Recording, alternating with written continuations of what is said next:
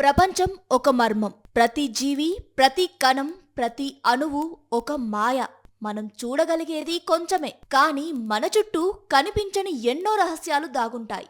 మైట్లు అనే చిన్న జీవులు కూడా ఈ రహస్యాల్లో ఒకటి. వీటి జీవనశైలి శాస్త్రవేత్తలందరినీ ఆశ్చర్యానికి గురిచేస్తోంది.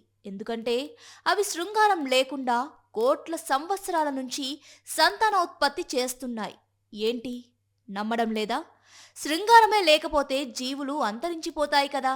మరి కోట్ల సంవత్సరాల నుంచి మైట్లు ఎలా బతుకుతున్నాయనేగా మీ డౌట్. శతాబ్దాల నుంచి అంతుచిక్కకుండా ఉన్న ఈ మిస్టరీని సైంటిస్టులు దాదాపు ఛేదించారనే చెప్పవచ్చు. పార్థెనోజెనిసిస్ అనే ప్రక్రియ ద్వారా మైట్లు పిల్లలను కంటున్నాయని శాస్త్రవేత్తలు చెబుతున్నారు. ఈ ప్రక్రియలో తల్లి గుడ్డు పెడుతుంది.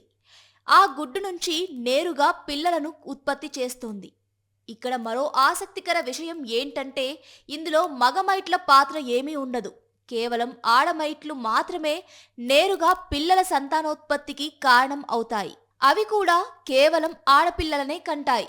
అంటే మొత్తం మైట్ల జనాభా స్త్రీలతోనే నిండిపోయిందని అర్థం. మగమైట్లు ఈ ప్రపంచంలో అరుదుగా కనిపించవచ్చు, లేదా అసలు కనిపించకపోవచ్చు. ఎందుకిలా జరుగుతుందో తెలుసుకునేందుకు సైంటిస్టులు తీవ్ర ప్రయత్నాలే చేశారు. ఇది ఎలా సాధ్యమైందో తెలియాలంటే ముందుగా మనుషుల సంతానోత్పత్తి అర్థం చేసుకోవాల్సి ఉంటుంది. మనుషుల్లో ఆడ మగ సంయోగం చేస్తే సంతానోత్పత్తి జరుగుతుంది. ఇందులో పురుషులు స్త్రీల క్రోమోజోమ్స్ మిక్స్ అవుతాయి. దీని ద్వారా సంతానం ఉత్పత్తి అవుతుంది. మగవారిలో XY క్రోమోజోమ్ ఉంటుంది, ఆడవారిలో XX క్రోమోజోమ్ ఉంటుంది. ఈ రెండు క్రోమోజోమ్లు సాధారణంగా ఒకే తరహాలో పనిచేస్తాయి. ఇటు ఆడమైట్లలో మాత్రం రెండు క్రోమోజోమ్ కాపీస్ ఉంటాయి. ఈ రెండు క్రోమోజోమ్లు వేరువేరుగా పనిచేస్తాయి. ఇవి వాటికవే స్వతంత్రంగా మార్పులకు లోనవుతూ పరిణామం చెందుతాయి. ఒకే శరీరంలో రెండు వేరువేరు క్రోమోజోమ్లు ఉండడంతో ఆ రెండూ కలిసినప్పుడు గుడ్డు ఏర్పడుతుంది. ఇది కొత్త మైట్లను పుట్టిస్తుంది.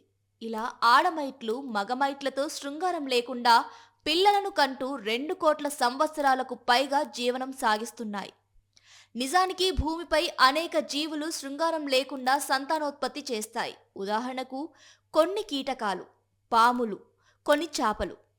ఈ పార్థెనోజెనిసిస్ ప్రక్రియ ద్వారానే సంతానోత్పత్తి చేస్తాయి.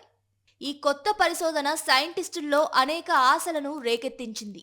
శృంగారం అవసరం లేకుండానే కొత్త జీవులు ఎలా పుడతాయో, ఎలా పుట్టించవచ్చో ఓ అంచనాకు వచ్చేలా చేసింది.